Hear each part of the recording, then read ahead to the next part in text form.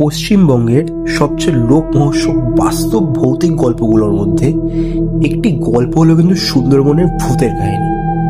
সুন্দরবন একটি বিশাল ম্যানগ্রোভ অরণ্য অঞ্চল।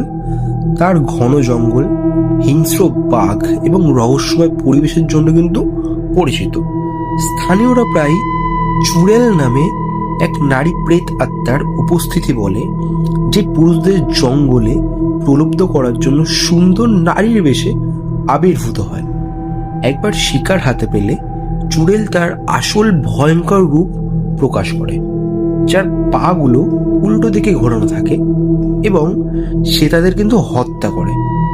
বিশ্বাস করা হয় যে এই ভৌতিক ঘটনার উৎস হলো কিছু মর্মান্তিক বাস্তব ঘটনা, যেখানে এই অঞ্চলের নারীরা সন্তান প্রসবের সময় বা রহস্যজনক পরিস্থিতিতে মারা গিয়েছিল, যা পুরুষদের শিকার করা একটি অতি প্রাকৃত শক্তির জন্ম দিয়েছে। এছাড়াও সুন্দরবনে বিচ্ছিন্ন জলাভূমিপূর্ণ এলাকাগুলোতে অদ্ভুত ঘটনা এবং নিখোঁজ হওয়ার খবর পাওয়া গেছে, যেখানে মানুষ দাবি করছে যে তারা ভৌতিক আকৃতি দেখেছে এবং ব্যাখ্যাতীত শব্দ শুনেছে। অনেকেই বিশ্বাস করেন যে এই গল্পগুলোর মূলে রয়েছে এই অঞ্চলের প্রাচীন অন্ধকার ইতিহাস।